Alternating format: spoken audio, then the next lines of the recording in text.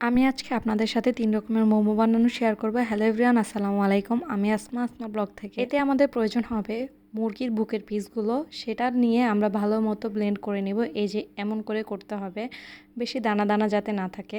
এরপর দিয়ে দিব টমেটো সস, গোলমরিচ, আমি সাদা গোলমরিচও দিয়েছি, কালো গোলমরিচও দিয়েছি। দিয়ে দিবা আদা রসুন বাটা পরিমাণ মতো। এখানে আমি লেবু দিয়ে দিচ্ছি, লেবুটা অনেক ইম্পর্ট্যান্ট, আপনারা লেবু দেওয়ার চেষ্টা করবেন। এরপর আমি দিয়ে দিব পরিমাণ মতো মরিচটা আপনারা আপনাদের টেস্ট অনুযায়ী দিবেন। এই যে, আর মোমো বানাতে কিন্তু পেঁয়াজ লাগে অনেক বেশি, তো পেঁয়াজ দিয়ে দিব। আমি লবণের কথা বলতে ভুলে গিয়েছিলাম, আমি লবণ দিয়ে নিয়েছি। এখন তেলটা গরম করে মাংসতে দিয়ে ভালোভাবে মেখে রেখে দিব। এখানে আমার আটা করা শেষ, এটা আমি রেস্টে রেখে দিব। আমি সব কিছু রেডি করছি। আমি চিজ মোমো যেহেতু বানাবো, চিজ কেটে রেখে দিয়েছি। এখন সস রেসিপিটা দেই।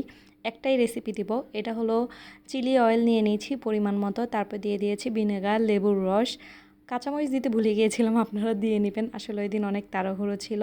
এই সসটা কিন্তু ঝাল ঝাল মিষ্টি মিষ্টি হয়। প্রথমেই বানানো দেখাচ্ছি চিজ মোমো, তেমন কিছু না, যেই মাংসটা রেডি করেছি সেটাই, তার মধ্যে শুধু আমি চিজ দিয়ে দিব। আপনাদের যতটুকু ইচ্ছা ততটুকু চিজ দিয়ে দিবেন। আমি এখানে 2টা স্লাইস দিয়েছি। তারপর এটা ভালো মতো মুখটা বন্ধ করে নিতে হবে।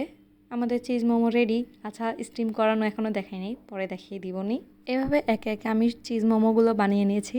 ও আচ্ছা, সরি, এটা আমার আপুর হাত, আপু বানিয়েছে, আমি ভিডিও করছিলাম আর কি। তো আমি এখানে মাত্র 2টা দেখেছি, কিন্তু আমাদের সবগুলো চিজ মোমো রেডি করা শেষ। আমাদের যেহেতু স্টিমার নেই, এজন্য আমরা পাতিলের মধ্যেই স্টিম করে নেব।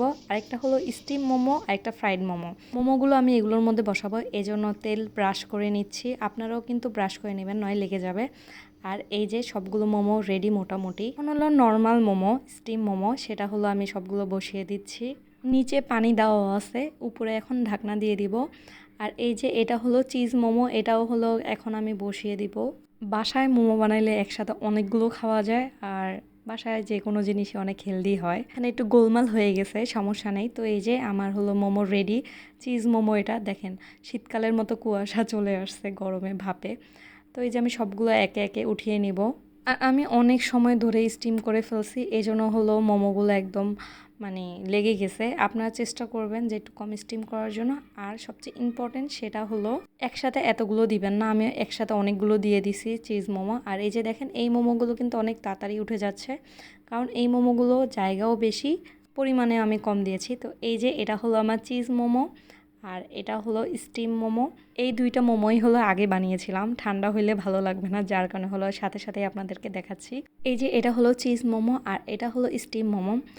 অনেক মজা হয়েছিল, আমি করেছি এজন্য না, আসলেই মজা হয়েছিল। এখন আমি আপনাদের ফ্রাইড মোমো দেখাবো, এটা পুরোপুরি ফ্রাইড না। প্রথমে আপনারা একটা কড়াই নিয়ে নেবেন। তো আমি এটা নিয়ে নিয়েছি। এটার মধ্যে আমি সামান্য পরিমাণ, খুবই সামান্য পরিমাণ তেল ব্রাশ করে নিয়েছি। তারপর একে একে মোমোগুলো দিয়ে দিব।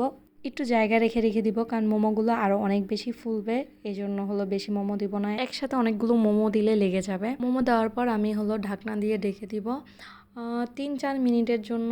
3-4 মিনিট পরে আমি এসে তারপর পরিমাণ মতো এই যে হালকা পানি দিয়ে দিব। পানি দিয়ে আবার ঢাকনা দিয়ে দিব, যাতে এই পানিতে এই মোমোগুলো সেদ্ধ হয়ে যায়।